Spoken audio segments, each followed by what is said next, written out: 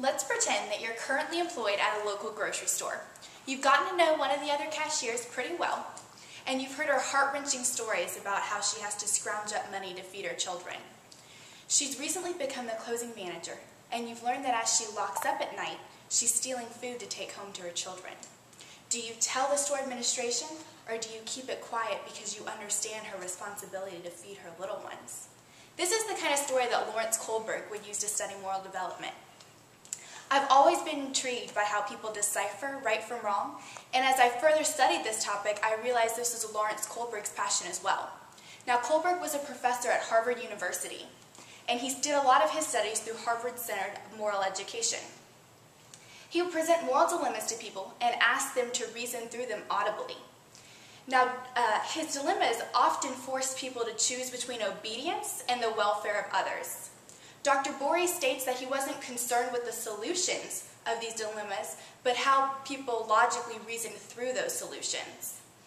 In Dr. Borey's studies of Kohlberg's evaluations, he points out that there's a progression from each stage. Kohlberg classified moral development in 3 levels with 6 stages within them. There's a way to identify what stage someone is in by how they justify their actions. I'm going to walk you through the 3 levels of moral development and the 6 separate stages within them. The first level is pre-conventional morality. In this level, you'll find most young children. It involves 2 stages. The first stage, reward and punishment, is strictly based on consequences. At this point, children aren't really concerned with others' actions or how their actions will have repercussions on others. They aren't really even concerned with if their actions are right or wrong. They strictly want to avoid consequences. An example of this would be a child's obedience to the all well-known phrase, "because I said so." The child doesn't care if their actions are ethical, they just want to avoid getting into trouble. The second stage is the exchange stage. They're looking out for their own best interests. At this point, they are aware that other people are also trying to make decisions that would benefit themselves. So they try and make it a deal, or an exchange, hence the title. In this stage, you may find a brother and sister fighting on a school bus, and when they get home, they'll make a deal along the lines of, "I won't tell on you if you don't tell on me." The second level is conventional morality. In this stage, most middle-aged elementary kids enter, and surprisingly, most adults stay within throughout their entire lifespan. The 2 stages in this are the good boy, good girl stage and the law and order stage. The third stage, good boy, good girl. Here we're aware of others' perceptions of us. In this stage, we want to show our peers respect and we want to earn our peers' respect. But this is only extended to the people we interact with on a regular basis.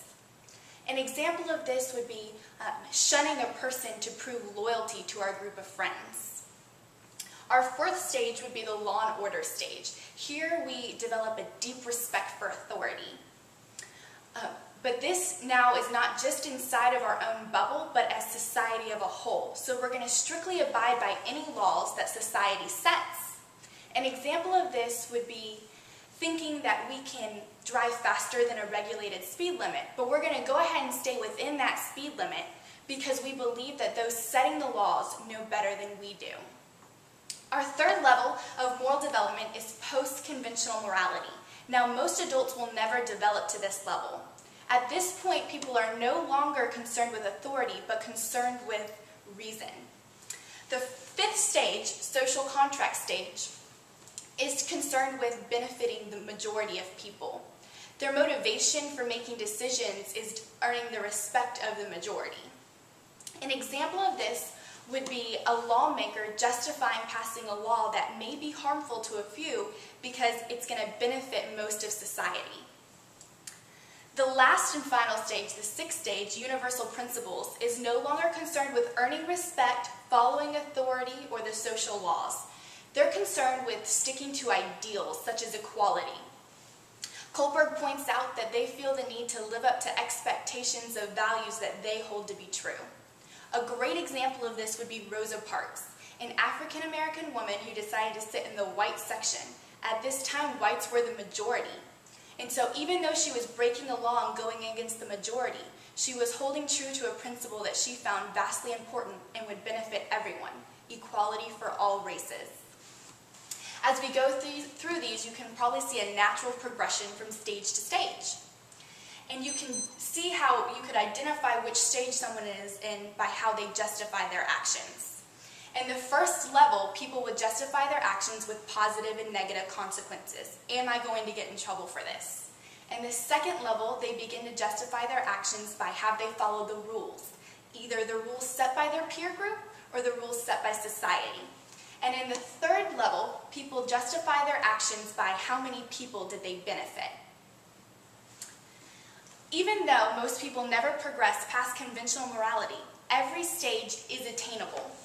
Richard Hayes cites Kohlberg as saying mature thought develops from an active change in pattern of thinking, brought about by experimental problem-solving situations that arise from interactions between the organism and the environment.